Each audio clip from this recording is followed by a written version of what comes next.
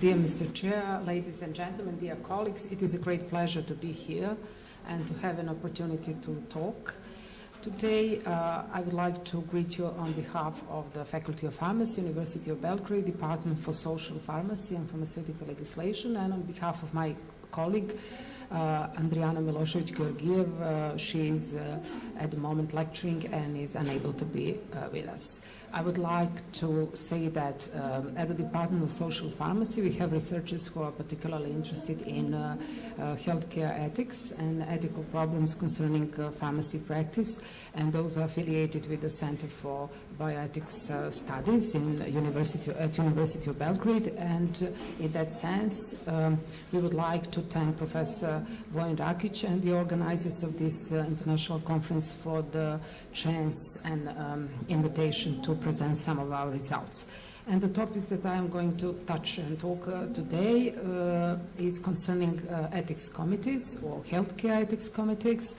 And when we talk about enhancement, I would like to present some of the results concerning functioning and structural ability of ethics committee, and how can we and what it is that we could do to enhance their work in order to make better healthcare system and the quality of healthcare that we present.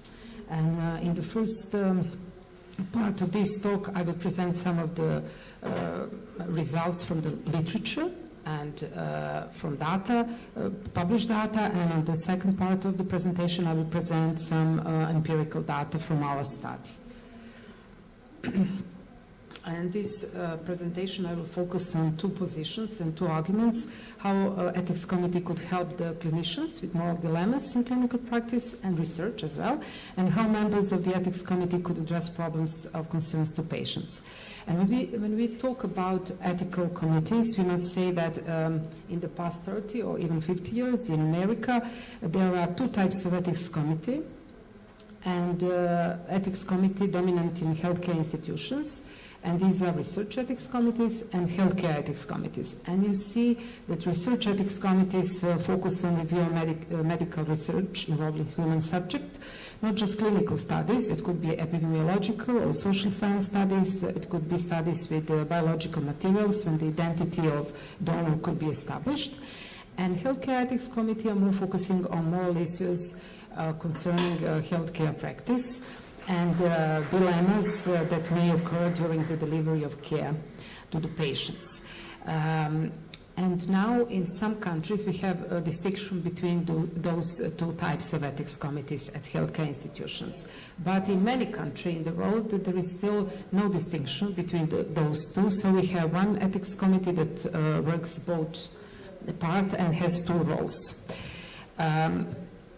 We shall argue that consistency for organizational and functioning structure of ethics committees are very difficult to follow, both globally and regionally. For example, if you take European Union, where the entire system of clinical trial assessment is almost uniform, the organization and functioning of ethics committees varies widely. There are differences even among healthcare ethics committees on national basis. So in one country you can see the differences, how they are organized, how they are working, how they are making decision process. And also there are some confusions concerning from linguistic point of view, because you can use different names for the same thing. For example, healthcare ethics committees are sometimes referred as hospital ethics committees or clinical ethics committees. Also, these research ethics committees are sometimes referred to institutional review board or ethics review board, so it could be also confusing to follow. But in this presentation, we would use and we would focus on ethics committees established at healthcare institutions, which have twofold roles: to provide ethical guidance in the area of healthcare practitioner-patient relationship and to review clinical trials.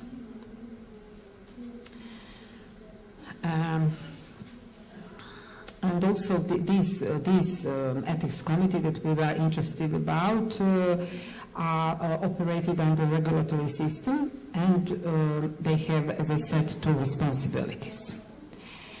And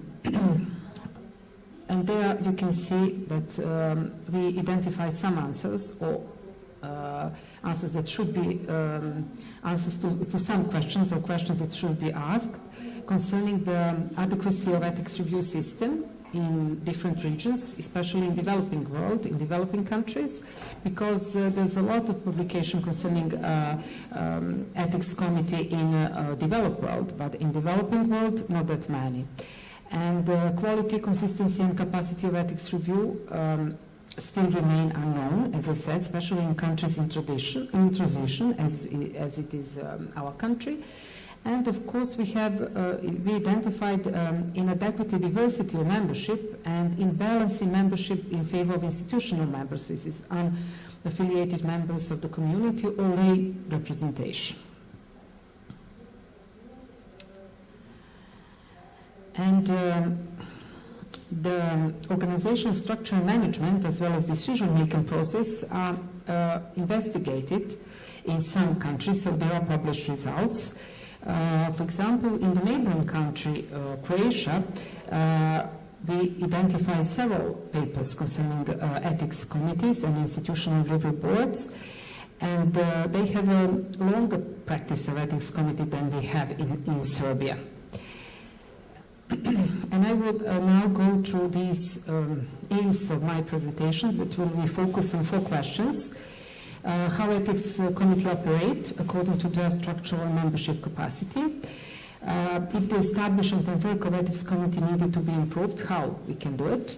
In what ways the ethics committee can be useful to clinicians and patients, to doctors and patients, and I will present some empirical data.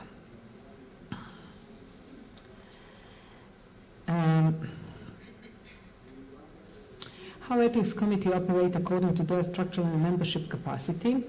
There we see that ethics committee can serve many useful functions. So, and usually by the law, they are defined as a body that could educate healthcare practitioners, but also educate patients. They can resolve some clinical problems that involve ethical issues.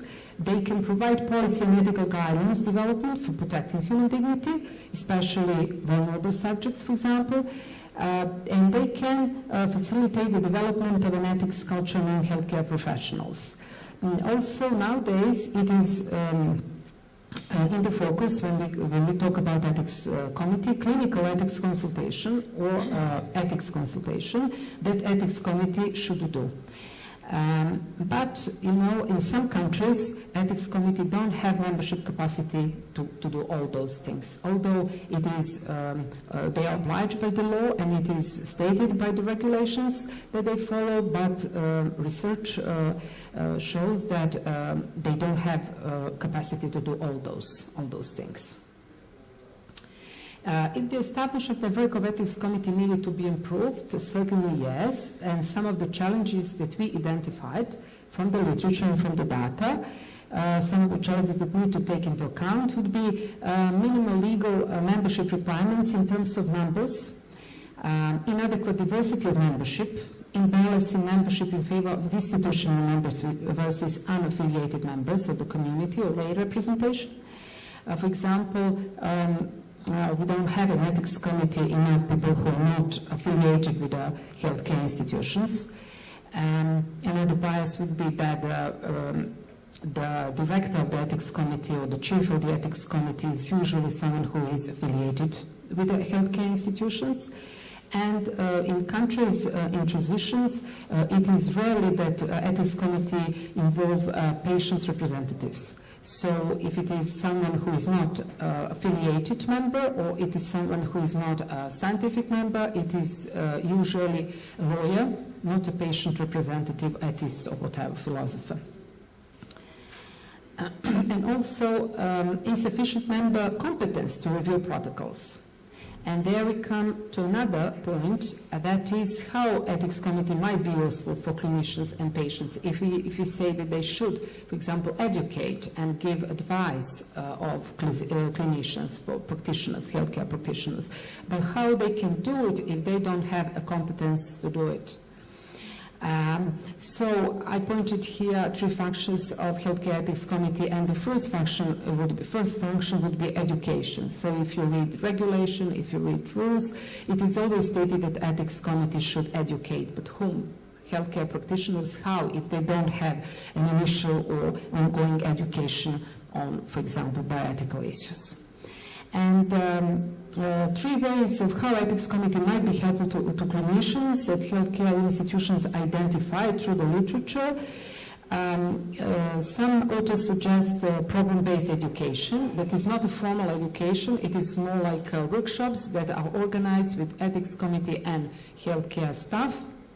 And education would be based upon problems that Ethics Committee discuss.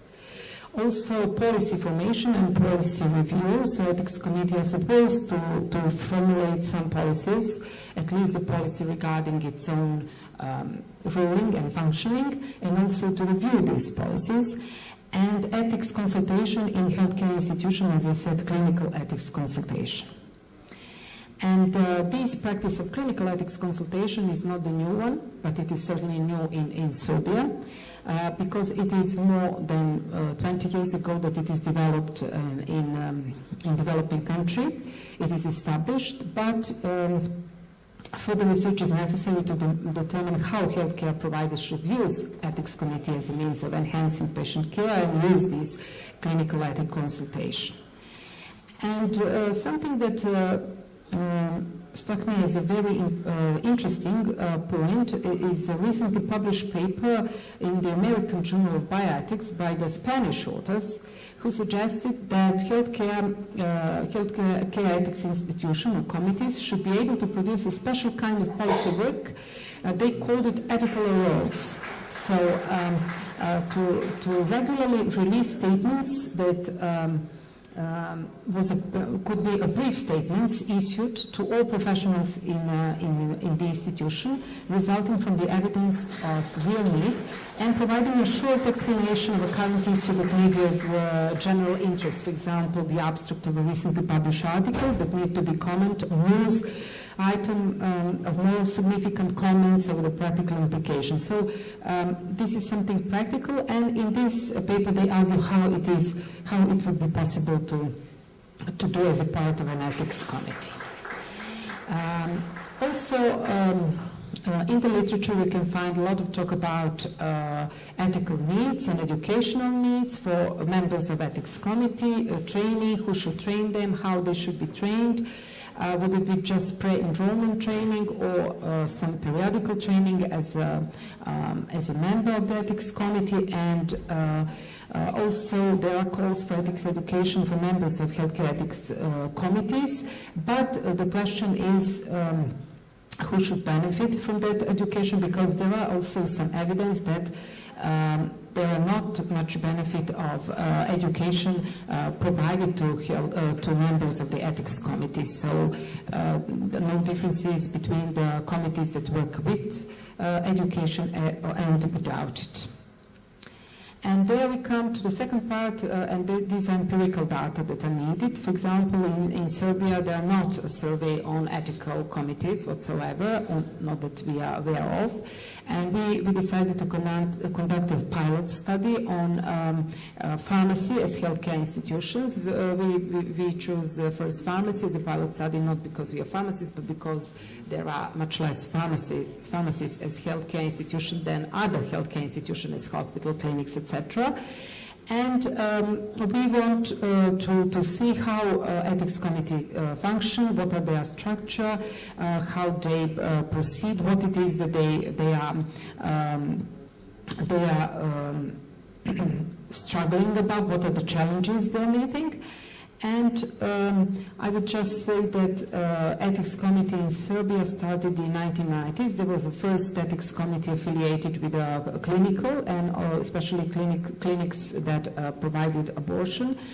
And currently, by the law in 2005, all healthcare institutions, state-owned healthcare institutions, should have or should establish ethics committee. And it is estimated that there are more than 200 healthcare ethics committee at the primary and secondary level of healthcare system in Serbia. 2/3 are on the primary, and 33 among them are pharmacists. And it should be expected that the number of these institutes or ethics committee would grow because of the awareness of the importance of ethics for making different medical or healthcare decisions. And by the law, it is the ethics committee are not defined in detail. It is defined that healthcare institutions should have, and that at least one member should not be affiliated with a healthcare institution and should be a lawyer from the community. And only those healthcare institutions that are conducting clinical research are supposed to have at least 2 members of physician of medical profession as members. And healthcare ethics committees in Serbia combine the function of institutional review boards and healthcare ethics committee, as I said at the beginning, because we don't have a distinction between research and clinical practice. So one body, one committee have both roles in our country. We conducted a small email survey. It was a cross-sectional survey design, and we conducted in 51.43% of the public pharmacies. Those are pharmacies that are state-owned. We didn't include privately owned pharmacies because the majority of them are not healthcare institutions. They are privately owned, and they work as private institutions, so they are not obliged by the law to have ethics committee. Response rate was, to our great surprise, very big, very good, more than 82%. 2 institutions that didn't have ethics committee, and you see that median length of ethics committee existence was more than 52 months, so all of these committees were established just after the passing the Healthcare Act and law. Okay, I'll go briefly. You see that number of members, usually it is majority has 3 members, and majority of the members category by occupation, they are pharmacists and unaffiliated lawyers, so usually lawyers from the community that are establishing a pharmacy, or affiliated lawyer as well. Director or expert council of healthcare institutions elect or usually nominate members of the ethics committee, and ethics committee usually have president and a secretary. Secretary, no, you see, many of them don't have a secretary, so we have difficulty to reach the president or the chief of the ethics committee and the vice president. Speaking about standard operating procedures and statute for those ethics committee, some of them have, majority has that.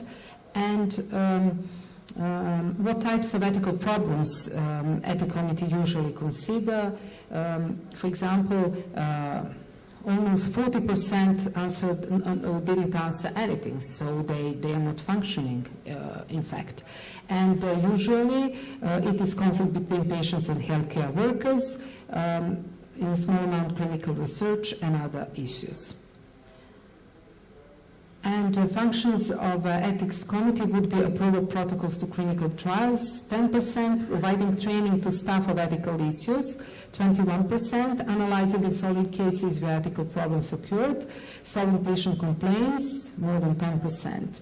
And also almost 50%, almost half of them didn't answer anything to that question. And what could be conclusion from this empirical study? This is a pilot study. We concluded that it gave us a small picture, but in order to get a clear picture of the ethics committee composition, functioning, and everyday work, we need to do this research in more detail.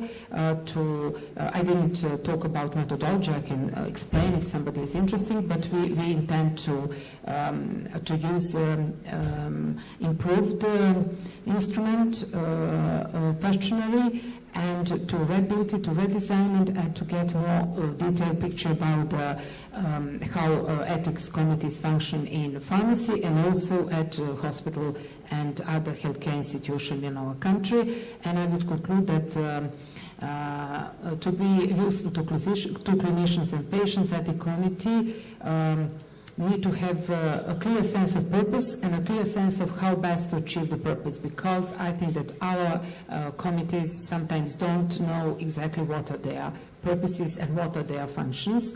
And the authors recommend that future research should include empirical study regarding process of ethics review, member composition, training of members, and workload of those ethics committees.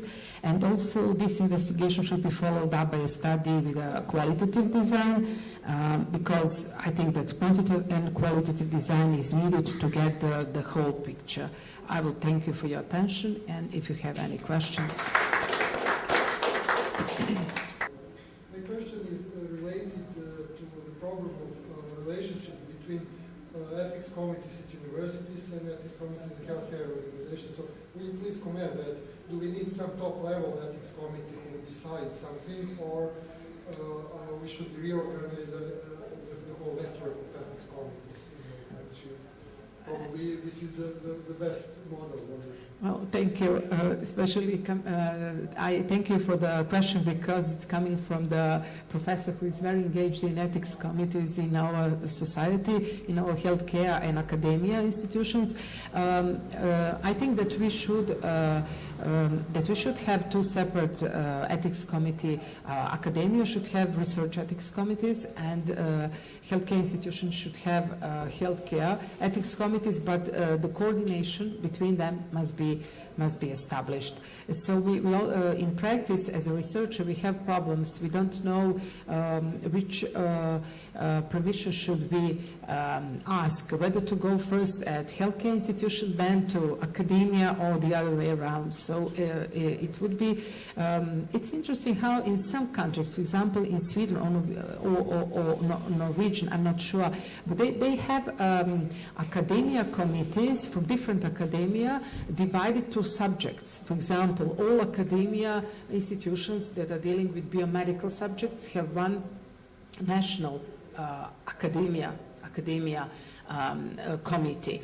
And also for healthcare institutions could be something similar done to connect healthcare institutions. For example, healthcare institutions are usually a base for some education of the future healthcare practitioner, for medical students and so on. So there should be some connection that they could in some cases work together, or just if you get permission from one ethics committee, that you should not need to get a permission from all ethics committee at healthcare institutions that you are actually doing your research. I think it would be more effective in that way. Students, what is to be good bioethicist? So, be yourself. Be yourself. Yeah. Okay, thank you. More questions?